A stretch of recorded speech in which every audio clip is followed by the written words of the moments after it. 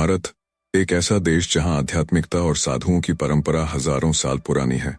यहाँ कबीर से लेकर रामकृष्ण परमहंस तक कई महान संत हुए हैं। लेकिन आधुनिक युग में क्या सच में हर गुरु ईश्वर का दूत है?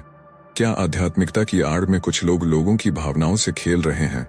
क्या चमत्कारों का दावा करने वाले संत सच में दिव्य शक्तियों से युक्त हैं, या यह सिर्फ एक सुनियोजित योजना का हिस्सा है?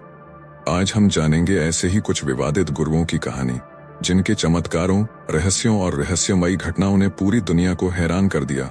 सन 1926 आंध्र प्रदेश का पुट्टापर्थी गांव एक साधारण किसान परिवार में जन्मे सत्यनारायण राजू, जिन्हें दुनिया सत्य साईं बाबा के नाम से जानती है। जन्म के बाद से ही लोगों ने उनके दिव्य गुणों की चर्चा शुरू कर दी। उन्होंने बचपन में ही कहा कि वे शिरडी साईं बाबा के पुनर्जन्म हैं। कुछ समय बाद उन्होंने हवा में से विभूति, राख, सोने की चेन और अंगूठियां प्रकट करने का दावा किया। उनके अनुयायियों का मानना था कि वे भगवान विष्णु के अवतार हैं। लेकिन क्या यह सच था? वैज्ञानिकों और जादूगरों ने इसे हाथ की सफाई, स्लाइट ऑफ हैंड कहा। कई वीडियो में दिखाया गया कि वे पहले से छुपाए गए चेन या विभूति निकाल रहे थे। 1993 में सत्य साईं बाबा के आश्रम में 6 लोगों की रहस्यमयी हत्या हुई, जिसे लेकर विवाद बढ़ गया। उन पर यौन शोषण और धोखाधड़ी के भी आरोप लगे।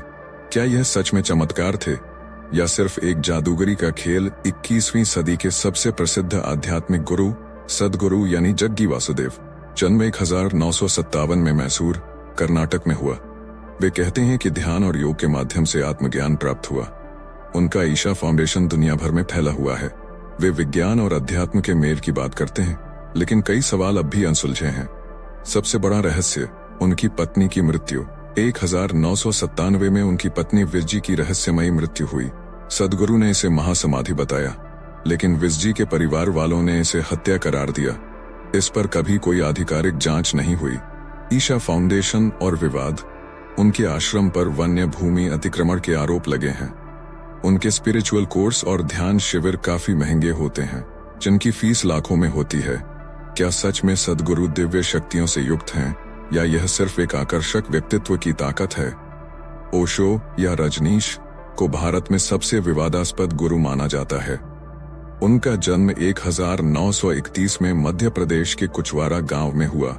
उन्होंने बचपन से ही धर्म, ईश्वर और समाज की परंपराओं पर सवाल उठाने शुरू कर दिए थे। वे मानते थे कि धर्म एक भ्रम है और खुली सोच और स्वतंत्रता ही असली मुक्ति का रास्ता है।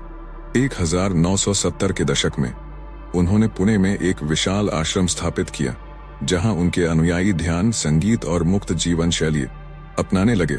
सबसे बड़ा विवाद 1980 के दशक में वे अमेरिका चले गए और वहां रजनीशपुरम बस आया। वहां उनके अनुयायियों की संख्या इतनी बढ़ गई कि उन्होंने पूरे शहर को अपने नियंत्रण में ले लिया। लेकिन धीरे धीरे उनकी शक्तिशाली टीम अवैध हथियार रखने, जैविक आतंकवाद और सरकारी धोखाधड़ी में फंस गई। 1984 में उनके अनुयायियों ने सलाद बार में जहर मिला दिया, जिससे 750 से ज्यादा लोग बीमार हो गए। आखिरकार उन्हें अमेरिका से निकाल दिया गया और भारत लौटने के बाद वे रहस्यमयी तरीके से बीमार हो गए। क्या ओशो सच में आध्यात्मिक गुरु थे, या वे सिर्फ एक मनोवैज्ञानिक रणनीतिकार थे? आज के समय में कई बाबा और गुरु विवादों में घिर चुके हैं। राम रहीम, जिन्हें करोड़ों लोग भगवान मानते थे, लेकिन वे अब बलात्कार और हत्या के आरोप में जेल में हैं। आसाराम बापू एक समय में लाखों अनुयायी थे, लेकिन अब सलाखों के पीछे हैं। नित्यानंद, जिन्होंने खुद का एक अलग देश कैलासा बना डाला। राम रहीम का रहस्य। डेरा सच्चा सौदा का प्रमुख बनने के बाद उनकी शक्तियां बढ़ने लगी। उनके अनुयायियों की संख्या लाखों में पहुंच गई। 2017 में उन पर अपने ही अनुयायियों के साथ दुष्कर्म करने के आरोप लगे और उन्हें 20 साल की जेल हो गई। आसाराम बापू सच्चा संत या ढोंगी? उनका दावा था कि वे आध्यात्मिक ऊर्जा से भरपूर हैं। 2013 में उन पर नाबालिग लड़की से दुष्कर्म करने के आरोप लगे। अदालत ने उन्हें आजीवन कारावास की सजा सुनाई। क्या इन गुरुओं के पास सच में शक्ति थी, या यह सब सिर्फ एक ढोंग था? भारत एक आध्यात्मिक देश है, जहां सत्य, ध्यान और आत्मज्ञान की परंपरा रही है।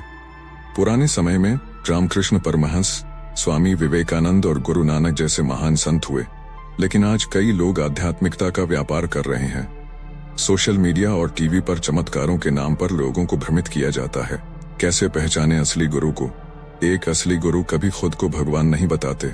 2, वे ज्ञान और सत्य की बात करते हैं, न कि चमत्कारों की। 3, उनकी शिक्षा निस्वार्थ होती है, व्यापारिक नहीं। 4, वे भक्ति के बदले चढ़ावा नहीं मांगते। हमें खुद यह तय करना होगा कि हम किन पर विश्वास करें और किन पर नहीं।